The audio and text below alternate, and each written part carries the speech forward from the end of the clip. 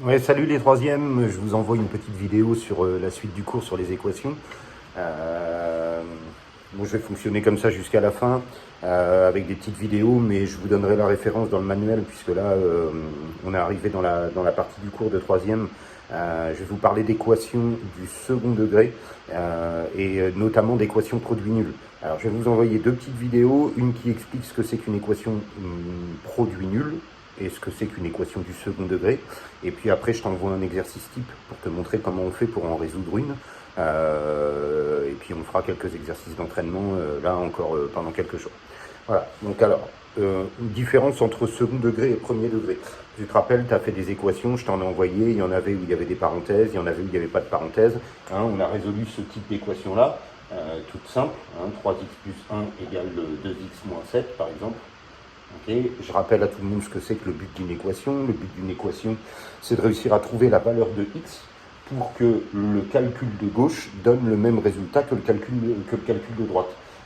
Là, par exemple, la solution, c'est moins 8, hein, dans cette équation que j'ai mis. C'est-à-dire que si tu remplaces par moins 8 ici, tu vas obtenir 3 fois moins 8 plus 1. Et ce calcul numérique va te donner le même résultat que 2 fois moins 8 moins 7.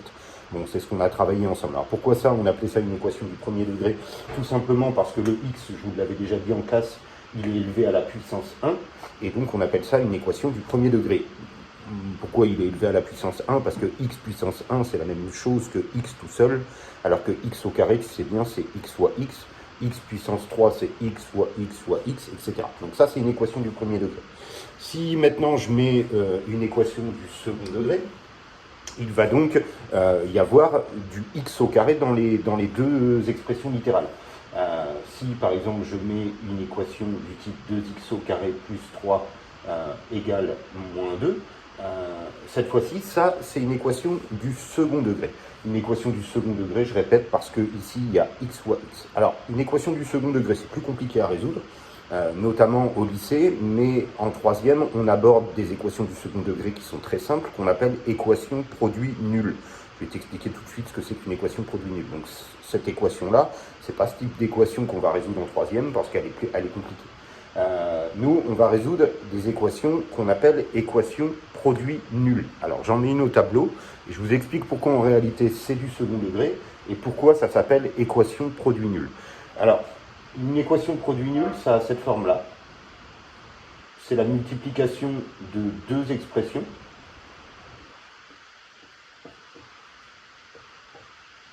Voilà. Bon. Ça s'appelle une équation produit nul. Alors, pourquoi déjà c'est une équation? C'est une équation puisque à gauche on a une expression littérale et à droite on a une expression, elle n'est pas littérale, elle est numérique, elle vaut simplement 0, mais c'est pas très grave. Le but c'est toujours le même, c'est de réussir à trouver la valeur de x pour que quand tu remplaces dans cette expression littérale et que tu calcules, le résultat donne bien 0. Hein. Par exemple ici, une solution, j'en vois une simple, je vois x égale 5. Tu verras après comment les trouver. X égale 5, ça marche. Pourquoi si je remplace par x égale 5, ça marche? Tout simplement parce que si je remplace par x égale 5 du côté gauche de l'équation, comme quand on fait les vérifications, là, ça va faire 2 fois 5, 10, plus 3, ça va faire 13. N'oublie pas que là, c'est une multiplication puisque les deux parenthèses sont collées. Hein, donc c'est fois. Là, tu es obligé de le remettre. Et là, ça va faire 5 moins 5, 0. Et tu sais bien que 13 fois 0, c'est la table de 0, donc ça donne 0. Ça veut dire qu'en fait, quand j'ai remplacé par 5 du côté gauche de l'équation, j'ai bien trouvé la même chose que le côté droit, qui lui n'a pas de calcul à me faire puisque de toute façon, c'est simplement 0. Donc là, 5 est une solution. Mais il y en a une deuxième. Pourquoi il y en a une deuxième? Parce que dans une majorité des équations du second degré, il y a deux solutions, contrairement aux équations que vous avez faites cette semaine, pour ceux qui les ont faites, parce qu'il y en a plein que je n'ai pas récupéré. À chaque fois, vous avez trouvé qu'une seule solution. Et là, maintenant, dans la majorité des cas, en fait, on va en trouver deux solutions parce que c'est une équation du second degré. Alors, tu vas me dire, ouais, mais il nous dit que le second degré, c'est quand il y a x au carré. Et là, il n'y a pas x au carré. Bon, pourquoi il nous parle d'une équation du second degré? Mais en réalité, c'est un petit peu caché. Mais le second degré, ça se voit quand l'expression littérale, hein, donc l'expression littérale, c'est celle-là, c'est celle où il y a la lettre, ça se voit quand elle est développée. Et là, en fait, c'est une forme factorisée. On a déjà vu ensemble comment factoriser, c'est revenir avec les parenthèses, revenir sous la forme d'un produit. Et en fait, si je développais cette expression littérale, en fait, je ferais apparaître du x au carré. Parce que tu sais bien que deux parenthèses collées comme ça, si j'ai envie de le développer, il faut que je mette les 4 flèches. Flèche 1, flèche 2, flèche 3, flèche 4. D'accord? Le but, c'est pas de développer. Là, on va pas développer pour faire ça. Mais je te demande, si on développait, qu'est-ce qu'on obtiendrait? On obtiendrait donc, hein, tu te rappelles, on fait bien la règle des signes à chaque fois, 2x fois x. 2x fois x, ça fait 2x au carré.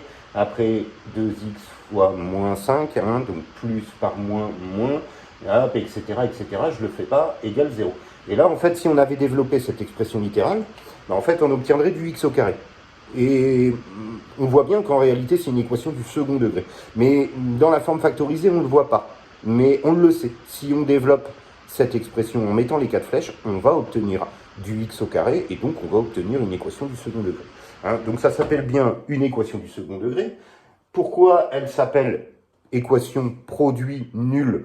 Tout simplement parce que c'est un produit entre les deux parenthèses, et donc on a bien une équation produit. Et pourquoi nul?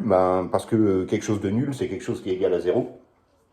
Et donc, équation du second degré, produit nul. Voilà, donc c'est une équation dans laquelle on a, au niveau du visuel, deux expressions numériques, littérales, pardon, qui sont entourées de parenthèses, égales à 0. Voilà, donc au niveau du visuel, on le voit bien quand c'est une équation produit nul, et on ne va pas fonctionner du tout de la même façon qu'avec une équation du premier degré. Pourquoi? Parce qu'une équation du premier degré, c'est pas du tout la même méthode qu'une équation du second.